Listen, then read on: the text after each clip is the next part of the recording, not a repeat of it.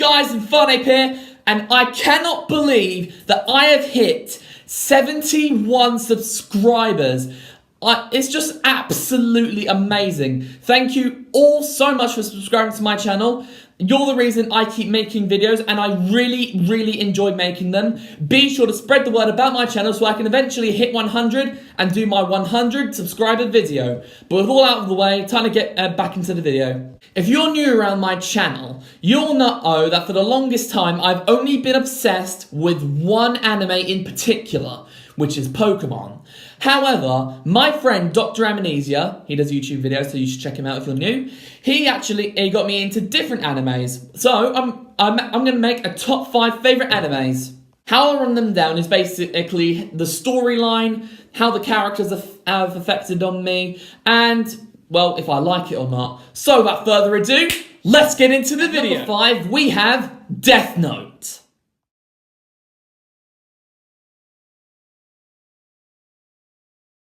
Now, Death Note is an anime that isn't made for the faint-hearted. So if you don't mind a bit of gore or a bit of violence, this anime might be for you. It all starts when this kid named Light Yagami found this book known as the Death Note, and he realises if he writes someone's name in the Death Note, they will die. However, it does come with a couple of costs. You need to have a specific vision of the person that you want to kill. Because say if there's another person that has the same name, it will just counteract each other. So he decides to only kill the biggest criminals in the world. So that way he thinks that he can make the world pure again and become the god of the new world. His goals are weird and okay at first. It's nice to think that killing all the criminals in the world would make the world nice and pure again, but he went a little bit too far. Eventually, he also gave a name to himself and he was on these mass killings. He called himself Kira.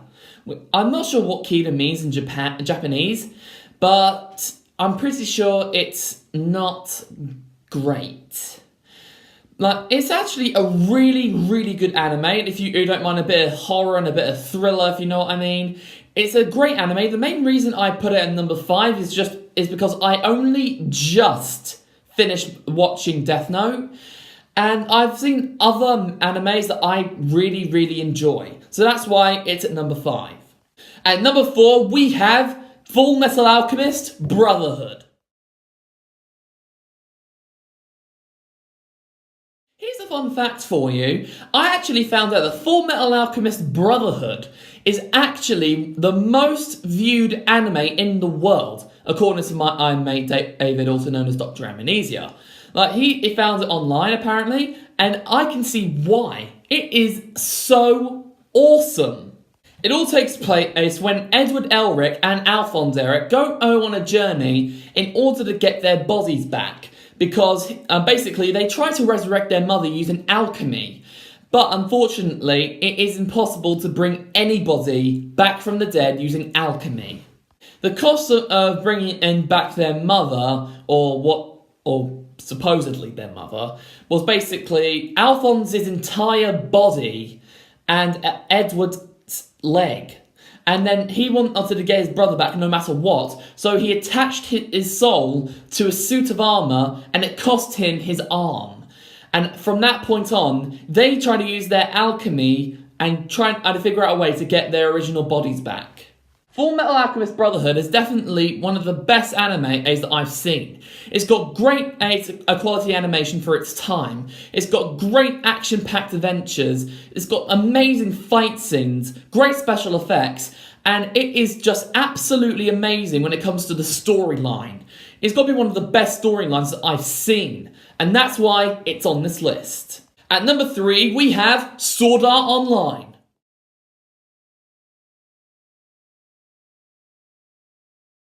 Sword Art Online just describes me perfectly. I love swords, I love video games, and I love virtual reality. So this is definitely my kind of anime. Sword Art Online takes place where this guy called Kirito wants to play virtual reality because he doesn't feel like he fits in with the real world because he doesn't have real parents or a real family. So he turned to virtual reality, and one specific game in particular, which was Sword Art Online. He actually became a beta tester for the Sword Art Online program, but on the day of release, that's when the bugs came through. Basically, the creator, called Akihiko Kayaba, said they could not log out of Sword Art Online, and if they tried to die, they would just die in the real world. And he said there was only one way to escape the floating castle of Ironcrad in Sword Art Online. That was to complete the game. Basically in the game, there is these dungeons on each floor. One of them is guarded by a boss. Kill the boss and you go up to the next floor.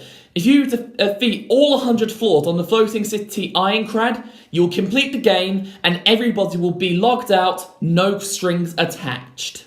10,000 people got trapped in SAO for nearly 2 years, and only 6,000 of them managed to escape with their lives. I gotta say that this anime is quite dark, but it's also got lots of action-packed adventures. The storyline does get a bit wonky as the story goes on. Basically, then there's Alfheim Online and Gun Gale Online. And then there's this new one that I haven't seen since it's not an English dub at the moment.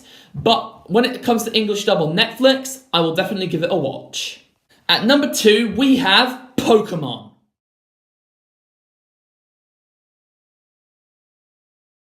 That's right, you heard me. I said that Pokemon is the second best anime that I have seen.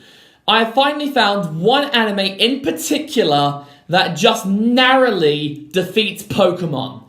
If you want to find out which one, you'll have to stick around to the end. It all begins with this one kid called Ash Ketchum, who wants to become a Pokemon master. So he sets off with a Pikachu that isn't too happy with him, but as they go through their journey together, they become the best of friends and Pikachu becomes an absolute powerhouse. Unless it's facing a Bellsprout or a Snivy, then in that case, it'll be one-shotted. Pokemon is literally my childhood. I have watched it from when I was a kid up until now. And I've got to say, the new anime Sun and Moon isn't really the best. Like, the animation quality is absolute trash. And Ash's lines are really, really cringy. I really like up until Gens 1 through 6. Gen 7 anime did not need to happen, or at least have better animation quality and give Ash better lines. But other than that, I don't see anything bad about Pokemon. Like, the animation quality is amazing, the storyline's amazing. Like, they've gone through 151 Pokemon to 800 plus Pokemon. Like, that is absolutely amazing. There are so many great Pokemon out there. But like I said, there are a few flaws in Pokemon, but I still really, really love Pokemon. However, number 1 barely comes out on top. And finally, at number 1, we have the 7 Deadly Sins.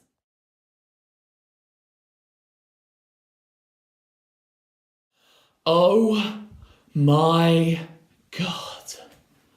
I love 7 Deadly Sins. I highly recommend it to everybody watching this if you haven't seen it already. It's got amazing action scenes, great fighting scenes, great storyline. Just everything about 7 Deadly Sins is spot on. 7 Deadly Sins take place in medieval Britannia, basically medieval Britain, where 7 sinners supposedly killed the Grand Master of the city Leonis, which they didn't, by the way. And then it calls them to abandon the kingdom, scatter all over the place, and basically hide their identities. Which they did pretty well up until 10 years later, where the third princess of the royal family, Elizabeth, wanted to find the 7 Deadly Sins to stop the Holy Knights from taking over Britannia. After quite a struggle, they eventually took down the 2 Grand Masters that were causing an evil over Britannia. However, that didn't last very long because one of them, both of them, managed to survive the attack and released the Demon Clan, which are known as the 10 Commandments.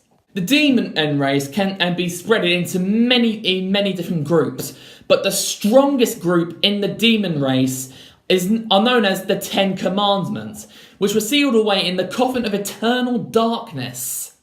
And they were sealed away by like the giant race, fairy race, human race, and that sort of thing.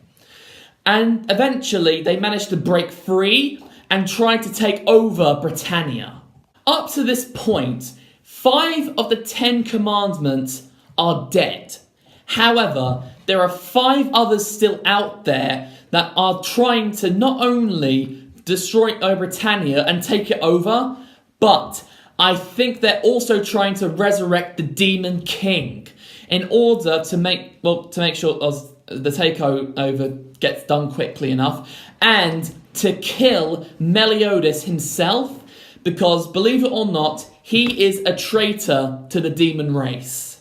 7 Deadly Sins is just an absolutely amazing anime, basically. It's on Netflix, it's a Netflix original, and I've got to say, it's my favourite Netflix original out of all the ones I've seen. They're just absolutely amazing. I just can't think of any other Netflix original that could even beat 7 Deadly Sins. I don't even think I can name any anime that can beat 7 Deadly Sins. And that's why it's at number 1. And there you have it, guys. This was my top 5 favourite anime. I hope you enjoyed this video as much as I did. And if you think I left out an anime, let me know down in the comments section below. But don't put Dragon Ball Z, because I hate that with a passion. Although, Resurrection F the movie was okay. If you haven't already, be sure to leave either a question down below, leaving the hashtag BDayQA before the 15th of February, so that way I can use your questions for my birthday Q&A. And if you haven't already, share this video with all of your friends, that way I can eventually hit 100 subscribers and do my 100 subscriber video. If you enjoyed this video as much as I did, be sure to give it a massive thumbs up, comment down below, share this video with friends, and if you're new, subscribe to my channel to be an Inferno today. Okay, that's all from me, so until the next time, this is Infernape, signing off. Bye!